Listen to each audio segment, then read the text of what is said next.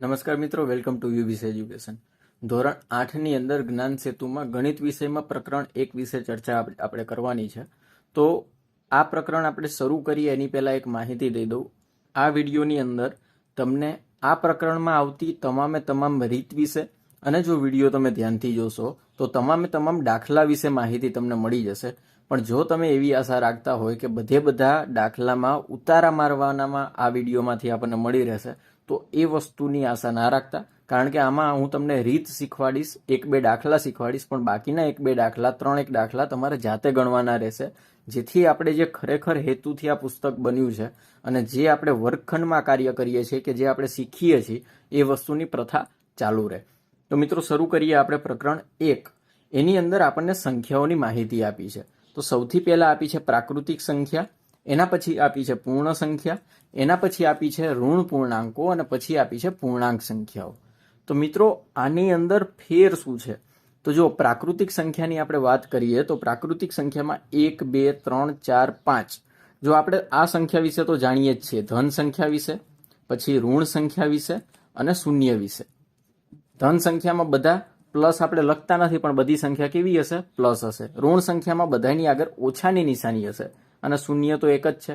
તો પ્રાકૃતિક સંખ્યામાં આપણે ટૂંકમાં કેવું હોય તો તમામ ધન સંખ્યા આપણે લખીએ તો એ પ્રાકૃતિક સંખ્યાની અંદર આવશે. આમાં એક બીજી ખાલી જગ્યા પણ નીકળે કે જો સૌથી નાની પ્રાકૃતિક સંખ્યા તમને પૂછી હોય તો એનો જવાબ શું મળશે? 1 મળશે.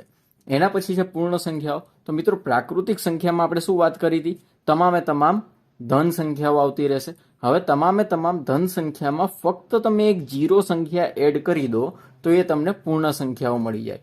એટલે કે 1, 2, 3, 4, 5 કઈ સંખ્યાઓ છે? પ્રાકૃતિક સંખ્યાઓ. અને 0, 1, 2, 3, 4, 5 આ કઈ સંખ્યાઓ છે? પૂર્ણ સંખ્યાઓ છે. પ્રાકૃતિક સંખ્યાઓ એટલે આપણે ધન સંખ્યાઓ શીખ્યા, પૂર્ણ સંખ્યાઓ એટલે ધન અને શૂન્ય શીખ્યા. તો ઋણ પૂર્ણાંકો એટલે જે સંખ્યાની આગળ માઇનસની નિશાની આવતી હશે આ તમામ સંખ્યાઓને ઋણ પૂર્ણાંકો કહેવાશે. તો મિત્રો 3 સંખ્યા જોઈ, પ્રાકૃતિક, પૂર્ણ અને ઋણ પૂર્ણાંકો. હવે આપણે જોઈએ પૂર્ણાંક સંખ્યાઓ. તો પૂર્ણાંક સંખ્યાઓ એટલે શું? તો પ્રાકૃતિક સંખ્યા એટલે કે બધી ધન સંખ્યા, પૂર્ણ સંખ્યા એટલે કે 0 સંખ્યા અને ઋણ પૂર્ણાંકો એટલે કે માઇનસ વાળી સંખ્યા. આ બધાને તમે ભેગા કરી અને એકની અંદર લખવાની પ્રયત્ન કરો તો આ સમૂહને, આ ગણને પૂર્ણાંક સંખ્યાઓ કહેવાશે. પૂર્ણાંક સંખ્યાઓની અંદર કઈ સંખ્યાનો સમાવેશ થશે? બધી ધન, બધી ઋણ અને 0. પ્રાકૃતિક સંખ્યા અસંખ્ય આવશે, પૂર્ણાંક સંખ્યાઓ અસંખ્ય આવશે, ઋણ પૂર્ણાંકો અસંખ્ય આવશે અને આ બધા ભેગા થઈ અને પૂર્ણાંક સંખ્યા બનશે. અને પૂર્ણાંક સંખ્યાઓ પણ કેટલી મળશે? અસંખ્ય આપણને મળશે. એક વસ્તુ આપી છે કે આપેલા પદના વિરુદ્ધ પદ લખો.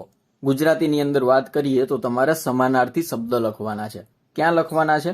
નોટબુકની અંદર લખવાના છે. મિત્રો આની અંદર જ્યાં અંદર લખાય એવું હશે આ જ્ઞાન સેતુ પુસ્તકમાં અહીંયા આપણે અંદર લખશું, અને જ્યાં અંદર લખાય એવી જગ્યા નહીં આપેલી હોય ત્યાં આપણે ગણિતની નોટ બનાવશું અને એની અંદર કાર્ય કરશું.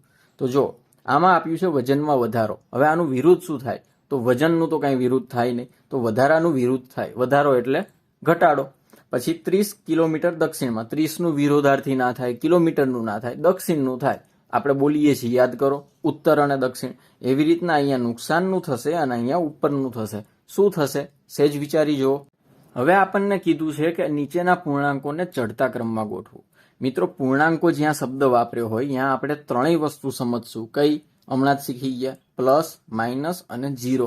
આ 3 ભેગા સમજશું એટલે એ થઈ જશે પૂર્ણાંકો. હવે એને ચડતા કે ઉતરતા ક્રમમાં જોઈએ એની પહેલા આપણને સંખ્યા રેખાનો ખ્યાલ હોવો જોઈએ. તો ચાલો જોઈએ આપણે સંખ્યા રેખા કઈ રીતના આવે છે. સંખ્યા રેખાની અંદર વચ્ચોવચ આપણે 0 લખશું. આ થઈ ગઈ આપણી જમણી બાજુ, આ થઈ ગઈ આપણી ડાબી બાજુ.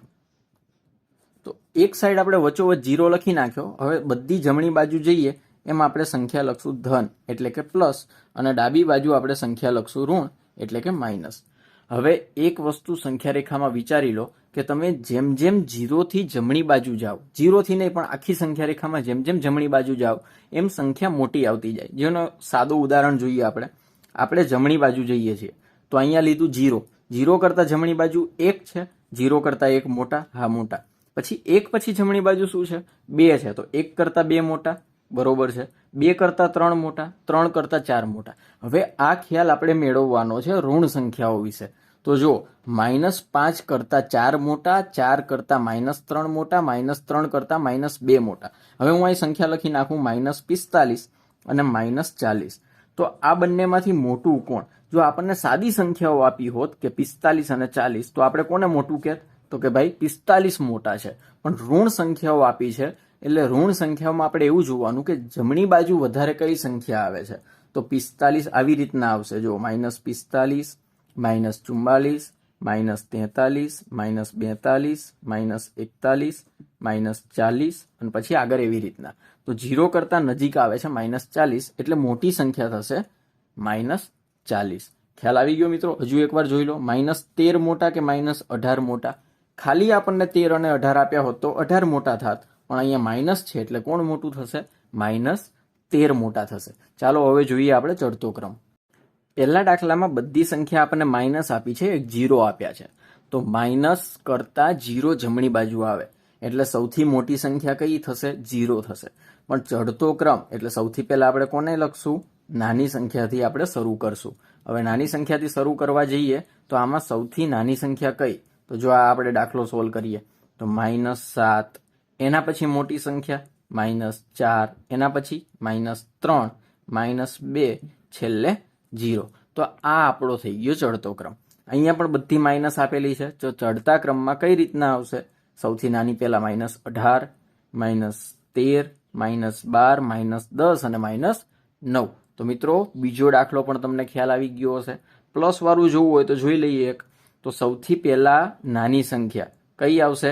-3. એના પછી 0, 1, 2 અને 4. તો આ આપણો ચડતા ક્રમનો બીજો દાખલો પૂરો થઈ ગયો. ત્રીજો દાખલો જોઈએ આપણે.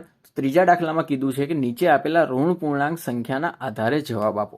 હવે કીધું છે -20 થી મોટી 4 ઋણ પૂર્ણાંક સંખ્યાઓ.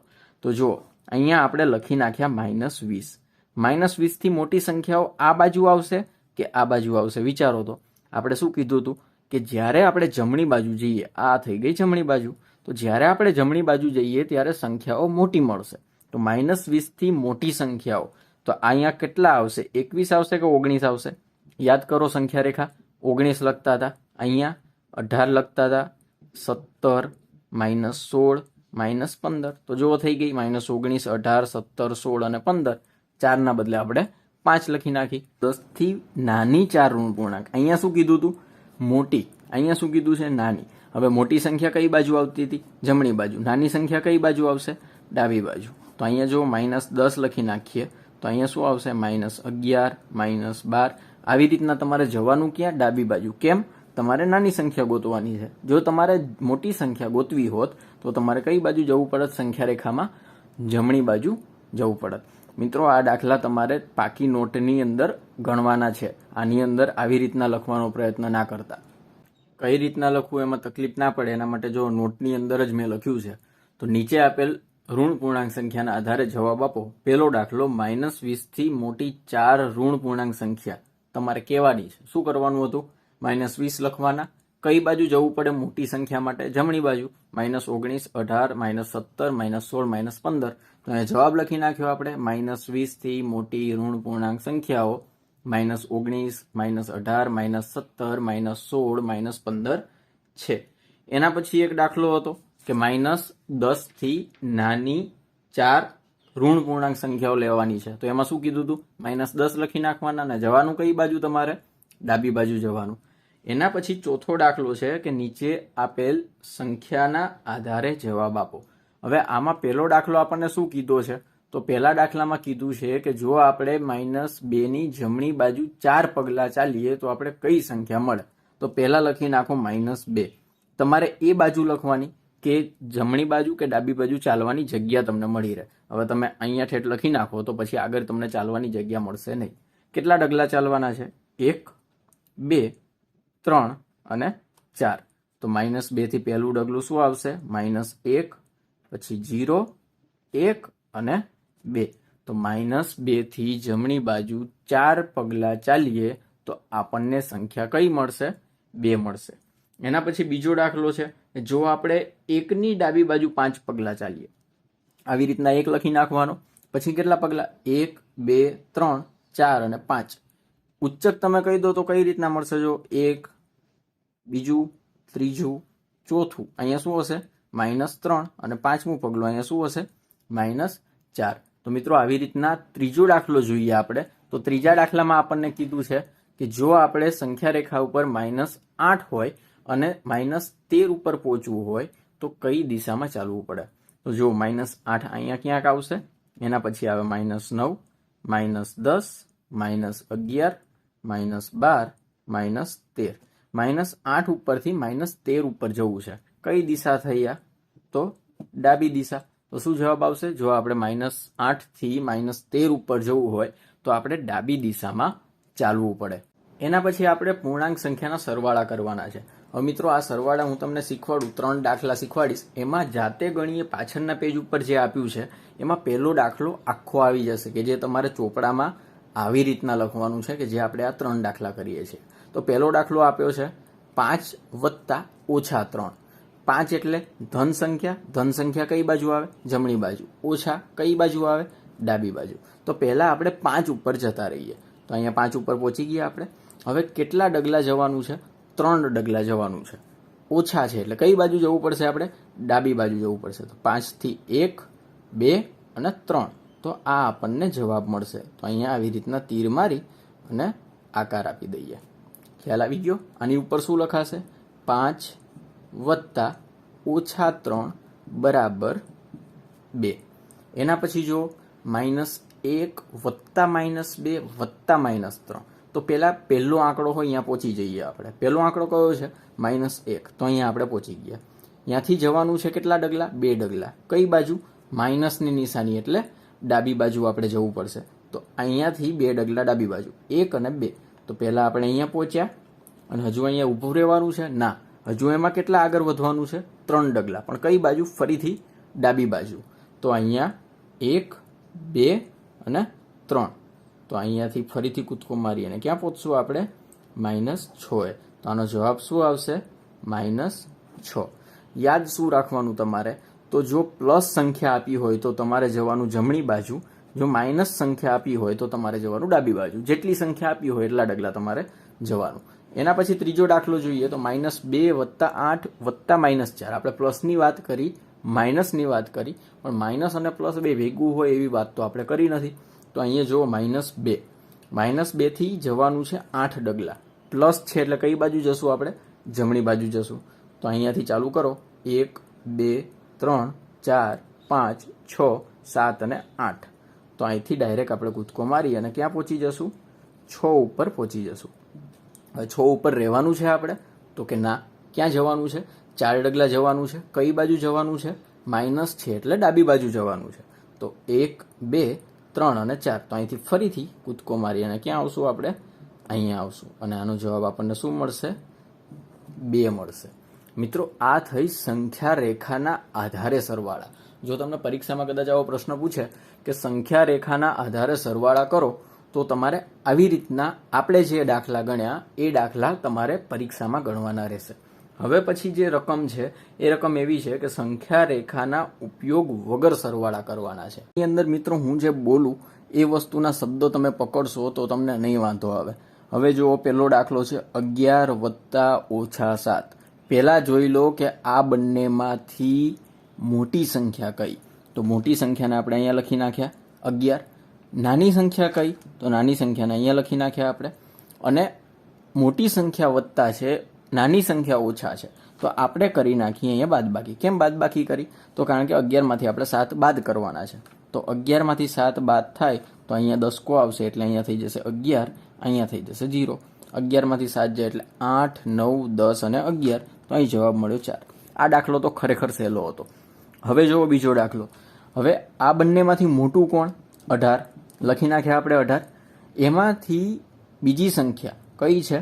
13. લખી નાખ્યા આપણે 13 અને કરશું અહીંયા બાદબાકી. કેમ બાદબાકી કરીએ છીએ ખ્યાલ રાખો. અહીંયા પ્લસ છે, અહીંયા માઇનસ છે, અહીંયા પ્લસ છે એટલા માટે. હવે આગળ કંઈક નવો દાખલો આવશે ત્યારે આપણે એ રીત પણ શીખશું. પણ જ્યારે એક પ્લસ એક માઇનસ આપ્યા હોય, અહીંયા પ્લસ હોય, અહીંયા માઇનસ હોય, કે અહીંયા માઇનસ હોય, અહીંયા પ્લસ હોય, ત્યારે મોટી સંખ્યા ઉપર લખો, નાની સંખ્યા નીચે લખો અને બાદબાકી કરી નાખો.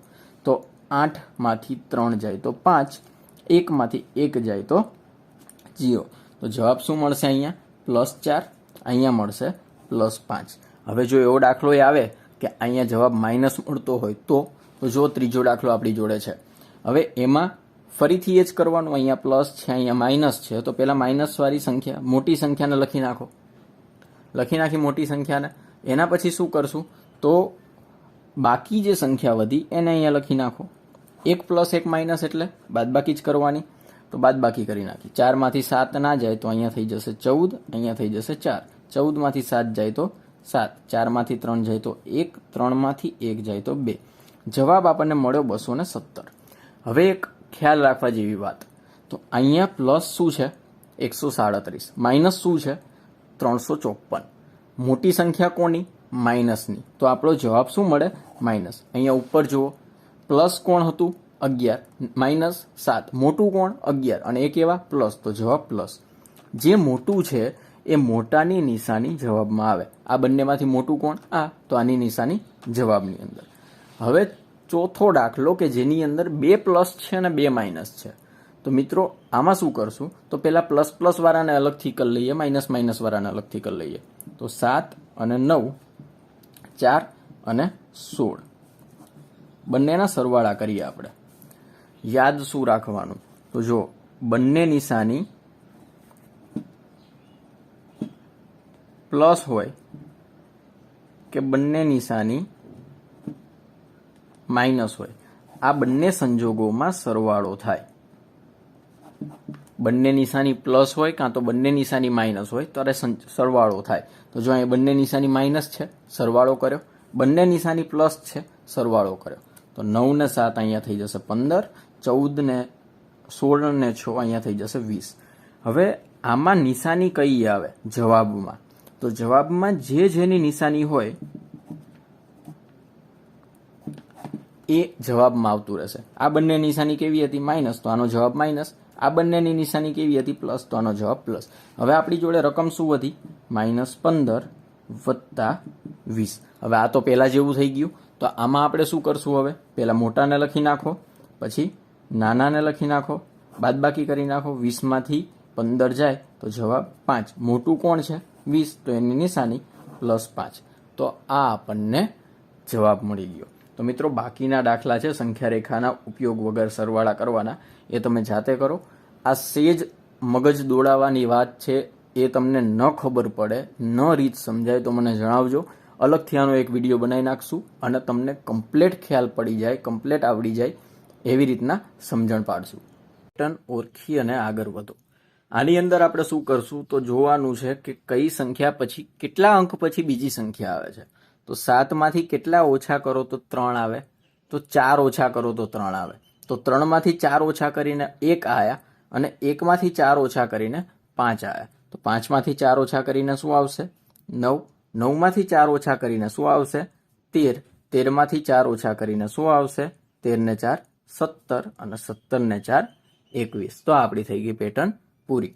એના પછી 2, 4, 6, 8 કેટલા કેટલા ઉમેરે છે? તો જો 2 અને 4 2 ઉમેર્યા છે. 4માં કેટલા ઉમેર્યા છે? 2. 6માં કેટલા ઉમેર્યા છે? 2. તો 8માં 2 ઉમેરશું, 10માં 2 ઉમેરશું, 12માં 2 ઉમેરવાના અને 14માં 2 ઉમેરવાના. તો આ 2 દાખલા તમારા માટે છે, તો જાતે જોઈ જુઓ આમાં કેટલાનો ફેર છે અને આ બંનેમાં કેટલાનો ફેર છે. એના પછી છે પૂર્ણાંક સંખ્યાઓના સરવાળા અને બાદબાકીના ગુણધર્મો. પહેલો ગુણધર્મ છે સરવાળા વિશે સમવૃત્તતા. સમવૃત્તતાનો મતલબ શું થાય? તો મિત્રો આનો સાદો મતલબ કે આપણે પૂર્ણાંક સંખ્યાઓ શીખ્યા હતા. શરૂઆતમાં જ જોયું હતું આપણે કે પૂર્ણાંક સંખ્યાઓ એટલે શું હતું? પૂર્ણાંક સંખ્યાઓ એટલે બધે બધી ધન, બધે બધી ઋણ અને 0. આ ત્રણેયને ભેગી કરી નાખો અને એક થેલામાં મૂકી દો તો એ થેલો થઈ જાય પૂર્ણાંક સંખ્યાઓનો. તો તમે પૂર્ણાંક સંખ્યાઓના સરવાળા બાદબાકી કરો તો તમને જવાબ પૂર્ણાંક સંખ્યા જ મળશે. તો આપણે સરવાળા વિશેની વાત કરીએ છીએ અત્યારે. તો સરવાળા વિશે પૂર્ણાંક સંખ્યાનો ગુણધર્મ શું થયો સમવૃત્તતાનો? કે તમે સરવાળા પૂર્ણાંક સંખ્યાઓના કરો તો જવાબ તમને પૂર્ણાંક સંખ્યા જ મળે. ખ્યાલ આવી ગયો? તો જો આમાં 17 અને 23 સરવાળો તો આપણને આવડે જ છે. 17 અને 23 નો સરવાળો શું થશે? 40. અને 40 ધન સંખ્યા છે. ધન સંખ્યા શેમાં આવે? પૂર્ણાંક સંખ્યામાં. હવે 10, 3 શું શીખ્યા હતા આપણે બાદબાકીમાં? યાદ કરો. તો મોટીમાંથી નાની બાદ કરી નાખવાની. 10 માંથી 3 જાય તો 7. બંનેમાંથી મોટું કોણ છે? 10 છે. તો એની નિશાની માઇનસ જવાબ મળ્યો. માઇનસ પૂર્ણાંક કહેવાય? હા કહેવાય, કારણ કે પૂર્ણાંકની અંદર છે. તો મિત્રો આ થઈ ગયો સંવૃત્તતાનો ગુણધર્મ સરવાળા વિશે. જો બે પૂર્ણાંક સંખ્યાઓ a અને b માટે a વત્તા b પૂર્ણાંક સંખ્યા છે, આથી પૂર્ણાંક સંખ્યાઓ સરવાળા માટે સંવૃત્તતા ધરાવે છે. હમણાં મેં સાદી ભાષામાં વાત કરી કે બે સંખ્યાનો સરવાળો કરો પૂર્ણાંક સંખ્યાઓનો અને જવાબ તમને પૂર્ણાંક સંખ્યા મળે, એટલે કે ધન, શૂન્ય કે ઋણ મળે, તો જવાબ એવો કહેવાય કે આપેલ સંખ્યા પૂર્ણાંક સંખ્યા છે. એવી ને એવી રીતના બાદબાકી મિત્રો. તો 7 માંથી 9 જાય તો 2. 7 માંથી 9 જાય તો 2. કઈ રીતના 2 આયા? મોટામાંથી નાનું બાદ કર્યું અને મોટાની નિશાની રાખી. તો -2 કેવી સંખ્યા છે? ઋણ સંખ્યા. અને ઋણ સંખ્યાને આપણે શું કીધું હતું? પૂર્ણાંક સંખ્યા. હવે બંને માઇનસ છે. -8 -14, પણ વચ્ચે માઇનસ છે. તો મિત્રો જ્યારે આવી રીતના આપેલું હોય કે -8 કૌંસ પૂરો -14, તો કૌંસની બહાર જે નિશાની હોય અહીંયા એક પદ વધારાનું મૂકી દેવાનું. આને એમના એમ રાખવાના, આને અંદર જવા દેવાના. બે આડી લાકડી ઊભી થઈ અને વત્તાકારની નિશાની થઈ જશે અને અહીંયા જવાબ આવશે 14. હવે આ તો ઓલો જ દાખલો થઈ ગયો. મોટામાંથી નાનું બાદ કરી નાખો, જવાબ મળશે 6. બંનેમાંથી મોટાની નિશાની પ્લસ, તો જવાબ પ્લસ. તો અહીંયા શું આવશે? 6. ખ્યાલ આવી ગયો? ફરીથી -8 -14 આપણને આપેલું છે. માઇનસને કૌંસમાં અંદર જવા દો, માઇનસ પ્લસ થઈ જશે. આ એમના એમ લખ્યા, આ બંને પ્લસ થઈ ગયા, 14 બહાર આવતા રહ્યા અને પછી જે કરતા હતા એનું એ. અહીંયા ફરીથી એકવાર જોઈ લો, આ નવી રીત છે એટલે. તો -21 છે, -10 છે. તો શું કરશું આપણે? -21 ને એમના એમ લખશું, માઇનસ શું થઈ જશે? પ્લસ થઈ જશે અને આ 10 એમના એમ લખી નાખશું. હવે પાછું હતું એનું એ, મોટામાંથી નાનું બાદ કરી નાખો. 21 માંથી 10 જાય તો જવાબ મળશે કેટલો? 11. પણ નિશાની કોની છે? મોટું માઇનસ છે, તો જવાબ તમને મળશે -11. તો આ દાખલો અને આ દાખલો જાતે ગણો. એના પછી છે ક્રમનો ગુણધર્મ. મિત્રો ક્રમ એટલે શું? તો તમારા પછી કોક હોય, તમારા પહેલા કોક હોય, તો આને ક્રમ કહેવાય. તો ક્રમનો ગુણધર્મ એટલે ધારો કે મેં 3 + 4 કર્યા તો જવાબ તમને કેટલો મળ્યો? 7 મળ્યો. અને હું જો 4 + 3 કરીશ તો પણ જવાબ મને કેટલો મળશે? 7 જ મળશે. તો આ થઈ ગયો, આનો ક્રમ બદલાયો. આપણે 3 પહેલા હતા, 3 પછી કર્યા, 4 પછી હતા, 4 ને પહેલા કર્યા. તો જો ક્રમ બદલાઈએ અને જવાબમાં ફેર ના પડે તો એમ કહેવાય કે સરવાળા માટે ક્રમનો ગુણધર્મ યથાર્થ છે. મતલબ સરવાળા માટે ક્રમનો ગુણધર્મ સાબિત થાય છે. હવે એક પ્રશ્ન થાય કે બાદબાકી માટે થતો હશે? તો આપણે બધું જોડે જ છે, જોઈ લઈએ. આપણી જોડે આ રકમ છે, કઈ છે? -4 + 18. આનો જવાબ શું મળશે? મોટામાંથી નાનું બાદ કરી નાખો તો 14. કેવા? તો પ્લસ. હવે ક્રમ બદલાવી નાખીએ તો 18 કેવા થઈ જશે? -+4. તો શું આવશે આમાં? મોટામાંથી નાનું બાદ કરી નાખો તો 14 જ આવે, પણ કેવા આવશે? માઇનસ. તો આનો જવાબ જો એકમાં પ્લસ છે, એકમાં માઇનસ છે. તો આનો મતલબ શું થયો? કે બાદબાકી માટે ક્રમનો ગુણધર્મ યથાર્થ નથી, બાદબાકી માટે ક્રમનો ગુણધર્મ લાગુ પડતો નથી. એના પછી છે જૂથનો ગુણધર્મ. તો જૂથનો ગુણધર્મ શું છે? તો જો અહીંયા -3 લખ્યા છે, વત્તા કૌંસની અંદર 1 + -7. હવે આનું સોલ્યુશન આપણે લખીને કરીએ. -3 + 1 + -7. આનો જવાબ શું આવે પહેલા જોઈ લો. તો -3 ને આપણે બહાર કાઢી, અંદર શું થાય છે? તો વત્તા, મોટામાંથી નાનું બાદ કરી નાખો એટલે જવાબ મળશે 6. પણ 6 કેવા મળશે? માઇનસ મળશે. હવે -3 અને -6, આનો જવાબ શું મળશે? 9. પણ કેવા 9? બંને માઇનસ છે એટલે -9. હવે આને ધ્યાનથી જોઈ લો. આનો આપણે જૂથ બદલાઈએ છીએ, મતલબ આ આના જૂથમાં હતું એના બદલે ઉપાડીને આના જૂથમાં મૂકી દઈએ. તો -3 + 1 કૌંસ પૂરો વત્તા -7. તો આ થઈ ગયો જૂથનો ગુણધર્મ, મતલબ આપણે જૂથ બદલાવી નાખ્યું. -3 માંથી 1 જાય તો -2 વત્તા -7. 7 ને 2 કેટલા થશે? 9. અને કેવા? -9. તો જો અહીંયા જવાબ 9 મળશે, અહીંયા જવાબ 9 મળશે. એટલે કે સરવાળા માટે જૂથનો ગુણધર્મ યથાર્થ છે. આવો નવો ગુણધર્મ બાદબાકી માટે જોઈએ તો જુઓ 3 ઓછા 5 ઓછા ઓછા 2.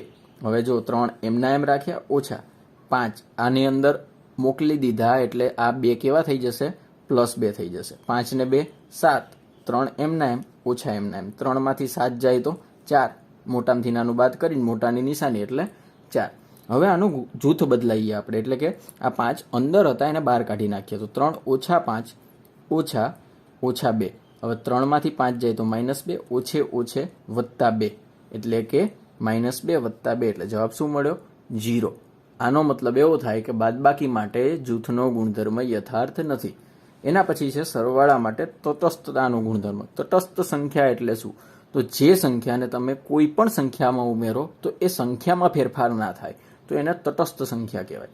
તો સરવાળા માટે તટસ્થ સંખ્યા તમે જ જવાબ મને આપશો. 48 છે એમાં હું કઈ સંખ્યા ઉમેરું તો જવાબ મને 48 જ મળે. બધાને ખબર છે 0. તો સરવાળા માટે તટસ્થ સંખ્યા કઈ થઈ ગઈ 0 થઈ ગઈ. અત્યારે આપણે જે ક્રમનો જૂથનો ગુણધર્મ શીખ્યા તટસ્થતાનો ગુણધર્મ શીખ્યા એનો ઉપયોગ કરી અને આ ખાલી જગ્યા છે. તો જો અહીંયા શું બદલે છે પહેલા 5 છે પછી 8 -8 છે તો અહીંયા શું આવે શું બદલ્યું આ લોકોએ ક્રમ બદલ્યો. તો આ જે ક્રમ જૂથ તટસ્થતાનો ગુણધર્મ આપણે શીખ્યા એનો ઉપયોગ કરી અને આ ખાલી જગ્યા તમારે ભરવાની છે. એના પછી બીજો છે પૂર્ણાંક સંખ્યાઓની જોડી બનાવો. પહેલી જોડી એવી કે ઋણ પૂર્ણાંક હોય અને એનો સરવાળો કરો. તો ઋણ પૂર્ણાંક લઈ લેવાના 2. તો અચ્છા આપણે એવી જોડી બનાવવાની છે પૂર્ણાંક સંખ્યાઓની જોડી બનાવો જેનો સરવાળો ઋણ પૂર્ણાંક હોય. ઋણ પૂર્ણાંક ક્યારે મળે તો મોટી સંખ્યા માઇનસ હોય ત્યારે. તો અહીંયા -4 + 2 આનો જવાબ શું મળશે -2. તો થઈ ગયો આપણો જવાબ પૂરો. એવી સંખ્યાની જોડી બનાવો કે જેનો સરવાળો 0 હોય. 0 ક્યારે હોય તો +4 ઓછા 4 થઈ ગયો જવાબ 0. અને એક આવી જોડી બનાવો કે બંને પૂર્ણાંક કરતા જવાબ નાનો હોય. તો આ તમે જાતે બનાવો. એના પછી પૂર્ણાંક સંખ્યાની એવી જોડી બનાવો જેનો તફાવત મિત્રો જ્યાં આપેલો હોય એનો શબ્દનો ઉપયોગ આપણે બાદબાકી તરીકે કરશું. એટલે કે તફાવત હોય એટલે બાદબાકી મૂકી દેવાની. તો એવો તફાવત કે જેનો જવાબ ઋણ પૂર્ણાંક હોય તો પહેલા આપણે બાદબાકીની નિશાની મૂકી દીધી. હવે અહીંયા આપણે લખશું 8 અને અહીંયા આપણે લખી નાખશું 11. તો જો આનો તફાવત શું આવશે 11 માંથી 8 જાય તો 3 મોટાની નિશાની એટલે માઇનસ. જવાબ 0 હોય તો પહેલા આપણે 4 પ્લસ રાખશું અને પછી માઇનસ રાખશું. 4 ને 4 0. બંને પૂર્ણાંક સંખ્યા કરતા મોટી પૂર્ણાંક સંખ્યા હોય. અહીંયા ગણાવી દો એટલે તમને આ ગણવામાં તકલીફ ના પડે. અહીંયા આપણે લઈએ -3 અહીંયા લઈએ -6. જો આ બંને સંખ્યા છે એક છે 3 એક છે 6 બંને માઇનસ છે એટલે જવાબ શું આવશે માઇનસ આવશે. પણ આ બંને કરતા કેવી આવી મોટી આવી એટલે થઈ ગયું આપણું પૂરું કામ. એના પછી છે ગુણાકાર કરવાનો. તો ગુણાકાર કરવામાં શું યાદ રાખવાનું તો જો એક સંખ્યા માઇનસ હોય તો જવાબ માઇનસ આવે. બે સંખ્યા માઇનસ હોય તો જવાબ પ્લસ આવે. બે સંખ્યા માઇનસ જવાબ પ્લસ. એક સંખ્યા માઇનસ જવાબ માઇનસ. યાદ રહી જશે. બે સંખ્યા માઇનસ હોય તો જવાબ પ્લસ. એક સંખ્યા માઇનસ હોય તો જવાબ માઇનસ. તો બે સંખ્યા માઇનસ છે ગુણાકાર 3 દુ 6 પણ કેવા છો +6. એક સંખ્યા માઇનસ છે 5 ચોક 20 પણ કેવા 20 -20 કારણ કે એક સંખ્યા માઇનસ છે. એક સંખ્યા માઇનસ છે એટલે જવાબ માઇનસ. 8 ચોક 32. આમાં બે સંખ્યા માઇનસ છે એટલે જવાબ પ્લસ. આ મોટા ગુણાકાર છે એ તમારે જાતે ગણવાના. આ માઇનસ બે સંખ્યા માઇનસ તો જવાબ પ્લસ. 5 6 30. તો સમૃદ્ધતા આપણે સરવાળા માટે જોઈ હોય તમને યાદ હશે કે એક તો ધન સંખ્યા છે એક ઋણ સંખ્યા છે અને એક શૂન્ય સંખ્યા છે. તો આ બંનેનો અંદરો અંદર આ ત્રણેયમાંથી કોઈ પણ બેનો અંદરો અંદર ગુણાકાર તમે કરો તો તમને જો પૂર્ણાંક સંખ્યા મળે તો એને ગુણાકાર માટે સમૃદ્ધતા છે એવું કહેવાય અથવા ગુણાકાર માટે આ નિયમ યથાર્થ છે એવું કહેવાય.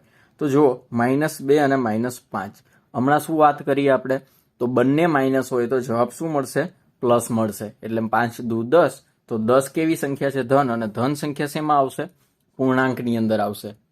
બીજી -30 ગુણ્યા 12 બંનેમાંથી એક માઇનસ હોય તો જવાબ માઇનસ મળે. આ બંનેનો ગુણાકાર 360 કેવી સંખ્યા છે તો ઋણ સંખ્યા છે. ઋણ સંખ્યા શેમાં આવશે પૂર્ણાંક સંખ્યામાં આવશે. આ બંનેમાંથી એક માઇનસ એટલે જવાબ કેવો માઇનસ. 12 એકુ 12 12 દુ 24 12 તરી 36 અને એક શૂન્ય વધ્યું એટલે અહીંયા 360 કેવી સંખ્યા થશે આ પણ પૂર્ણાંક સંખ્યા થશે. તો આ બંને માઇનસ તો જવાબ પ્લસ, આ બંને માઇનસ તો જવાબ પ્લસ, આ બંનેના ગુણાકાર તમારે કરવાના છે. તો અહીંયા શું સાબિત થયું? આપણે ગુણાકાર માટે પૂર્ણાંક સંખ્યાઓ સંવૃત્ત છે. હવે ગુણાકાર માટે ક્રમનો ગુણધર્મ, તો ગુણાકાર 3 ગુણ્યા 4 કરો કે 4 ગુણ્યા 3 કરો, 3 ચોકે 12 થાય અને 4 તરીએ 12 થાય, એટલે ક્રમનો ગુણધર્મ ગુણાકાર માટે યથાર્થ છે. ધારો કે આપણે આવું લખીએ 3 ગુણ્યા 4, 1 પ્લસ 1 માઇનસ, અને માઇનસ 4 ગુણ્યા 3. ધારો કે આપણે ક્રમ બદલાયો, 3 ચોક 12, કેવા 12? -12, 4 તરી 12, કેવા 12? -12. અને આવી રીતના પણ લખવું હોય તો એ લખાય, 4 તરી 12, કેવા 12 આવશે? માઇનસ, કારણ કે બંનેમાં એક જ માઇનસ છે, એટલા માટે ક્રમનો ગુણધર્મ અહીંયા જળવાઈ રહે છે. તો જો બંને માઇનસ તો જવાબ કેવો આવશે? પ્લસ આવશે. તો 15 એકુ 15 અને અહીંયા 0 એટલે 150. અહીંયા જો બંને માઇનસ તો જવાબ પ્લસ, 15 એકુ 15, 1 0 એટલે જવાબ 150 છે. બંને સરખા. તો ગુણાકાર માટે ક્રમનો ગુણધર્મ યથાર્થ છે. 15 એકુ 15, બંને માઇનસ એટલે જવાબ પ્લસ, 15 એકુ 15, બંને માઇનસ એટલે જવાબ પ્લસ, 15 એકુ 15. આ બંને મોટા ગુણાકાર, તમારા માટે જવાબ તો કેવો આવશે? પ્લસ આવશે. હવે શૂન્ય વડે ગુણાકાર, તો શૂન્ય માટે એક વસ્તુ યાદ રાખો, શૂન્ય વડે કોઈ પણ સંખ્યાનો ગુણાકાર 0 મળે. કેટલો મળશે? 0 મળશે. ધારો કે તમે 5555 છે એને તમે 0 વડે ગુણી નાખો તો જવાબ તમને શું મળશે? 0 જ મળશે. એટલે આ તો ઇઝી જ છે, બધાની અંદર શું મૂકી દેવાનું? 0 મૂકી દેવાનું. પણ આ વસ્તુ યાદ રાખજો, આમાં ઘણા વિદ્યાર્થીઓ ભૂલ કરે છે કે કોઈ પણ સંખ્યાને આપણે 0 વડે ગુણવાનું કહીએ એટલે કાં તો એ મૂંઝાઈ જશે, કાં તો જવાબ ખોટો લખશે. પણ ખરેખર શૂન્ય વડે કોઈ સંખ્યાને ગુણવામાં આવે ત્યારે તે સંખ્યાનો ગુણાકાર આપણને 0 મળશે. હમણાં આપણે સરવાળા માટે તટસ્થ સંખ્યા જોઈ હતી. સરવાળા માટેની તટસ્થ સંખ્યા કઈ હતી? 0 હતી, કે જેને આપણે કોઈ પણ સંખ્યામાં ઉમેરીએ તો જવાબમાં ફેર પડે નહીં. તો ગુણાકાર માટેની તટસ્થ સંખ્યા કઈ છે? 1 છે. કેમ? ધારો કે આપણે 45 છે એનો 1 વડે ગુણાકાર કરો, 1 પંચું 5, 1 ચોક 4, જવાબ આપણને શું મળશે? 45 જ મળશે. એટલે આપણે જે સંખ્યા લીધી હતી એની એ સંખ્યા મળશે. આમાં જવાબ શું મળશે? -4, આમાં મળશે 8 અને આમાં મળશે 5. એટલે ગુણાકાર માટેની તટસ્થ સંખ્યા કઈ છે? 1 છે. પણ તમને -1ની વાત કરી હોય તો જો -1 ગુણ્યા -8, જો ખરેખર -1 છે એ ગુણાકાર માટે તટસ્થ સંખ્યા હોય તો આનો જવાબ આપણને -8 મળવો જોઈએ. પણ શું મળશે જવાબ? બંને માઇનસ છે એટલે પ્લસ, 8 એકુ 8 આ જવાબ મળે છે. એટલે શું કહેવાશે? -1 પૂર્ણાંક સંખ્યા માટે તટસ્થ સંખ્યા નથી. એના પછી આગળ જોઈએ તો ગુણાકાર માટે જૂથનો નિયમ. મિત્રો, આ નિયમ બહુ ખાસ ઉપયોગી નથી. તમારે પરીક્ષામાં ખાલી જગ્યાઓ પૂછાય છે, એ ખાલી જગ્યાઓ પૂરતા જ આ નિયમ ઉપયોગી છે. બાકી તો તમે જેમ જેમ મોટા થશો, જેમ જેમ દાખલા ગણતા જશો, એમાં નિયમોમાં તમને ખબર પડતી જશે. હવે જો ગુણાકારમાં છે -3 ગુણ્યા 2, એ કૌંસમાં છે, 5 બહાર આપેલા છે. અહીંયા કશું નહીં હોય તો આપણે ગુણાકારની નિશાની મૂકશું. 3 દુ 6, બંને માઇનસ એટલે જવાબ પ્લસ, ગુણ્યા 5, 6 પંચા 30. આ એક જવાબ આપણને મળ્યો. હવે આનો ક્રમ જૂથ આપણે ચેન્જ કરી નાખીએ છીએ. આ 2 ને આની જોડે જવા દઈએ, 3 ને એકલા પાડી દઈએ, તો 3 એકલા, 2 આની જોડે જાય તો 5 દુ 10, પણ બંનેમાંથી એક જ માઇનસ એટલે જવાબ 1 માઇનસ. 3 અહીંયા, બંને માઇનસ એટલે જવાબ પ્લસ, 10 તરી 30. તો જો બંને સરખા છે, અહીંયા 30 ને અહીંયા 30. તો શું સાબિત થયું? કે ગુણાકાર માટે જૂથનો નિયમ યથાર્થ છે. આપણે જે કૌંસ આપેલો હશે એનું વિભાજન કરશું. એટલે ધારો કે -2 ગુણ્યા 3 વત્તા 5 આપણને આપેલા છે, તો -2 ગુણ્યા 3 વત્તા -2 ગુણ્યા 5. જો -2 ગુણ્યા 3 વત્તા -2 ગુણ્યા 5, 2 તરી -6, 2 પંચા -10, 10 ને 6 16, બંને માઇનસ એટલે જવાબ માઇનસ. ડાયરેક્ટ કરી જુઓ તો 3 ને 5 8, -2, 8 દુ 16, એ જવાબ માઇનસ. એટલે શું સાબિત થયું? વિભાજન માટે પણ ગુણધર્મ યથાર્થ. જોડે જોડે આપણને ભાગાકારના ગુણધર્મો આપેલા છે એ પણ જોઈ લઈએ. તો 3 ગુણ્યા 5 બરાબર 15, 3 પંચા 15, 15 ભાગ્યા 3 બરાબર 5. શું કર્યું આપણે? તો 15 આ 3 વડે 15ને ભાગી નાખ્યા અને 15 ભાગ્યા 5 બરાબર 3. તો આ શું છે? તો ખરેખર ભાગાકાર છે એ ગુણાકારની ઉલટી પ્રક્રિયા છે, વ્યસ્ત પ્રક્રિયા છે, એ સમજાવે છે આપણને. તો જો 8 9 કેટલા થશે? 72. બંને માઇનસ છે એટલે જવાબ શું આવશે? પ્લસ આવશે. હવે આપણે શું કરશું? તો અહીંયા 72 લખશું, અહીંયા ભાગાકાર લખશું, અહીંયા -9 લખશું. તો આ બંને આપણે લઈ લીધા. શું વધ્યું? બરાબર -8. હવે બીજું શું કરશું? તો ફરીથી અહીંયા 72 લખશું, અહીંયા ભાગાકાર લખશું. 9 તો આપણે લઈ લીધા હતા એટલે અહીંયા લખીએ આપણે -8. અને શું વધ્યું? તો કે -9. ખ્યાલ આવી ગયો તમને? જો 4 5 20. તો હવે 20 લીધા ભાગ્યા 5 લીધા તો જવાબમાં -4. પછી અહીંયા 20 લીધા ભાગ્યા 4 લીધા તો જવાબમાં 5. અહીંયા આવી રીતના આ બે દાખલા તમારે કરવાના છે.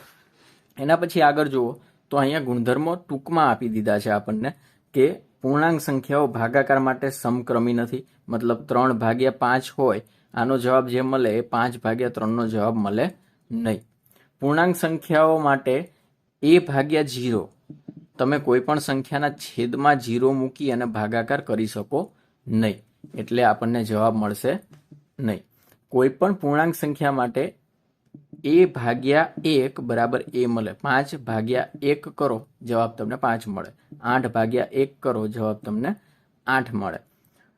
ભાગાકાર પૂર્ણાંક સંખ્યાઓ માટે ક્રમના નિયમનું પાલન નથી કરતો અને જૂથના નિયમનું પાલન નથી કરતો. હવે આપણે કરવાના છે અહીંયા ગુણાકાર અને ભાગાકાર.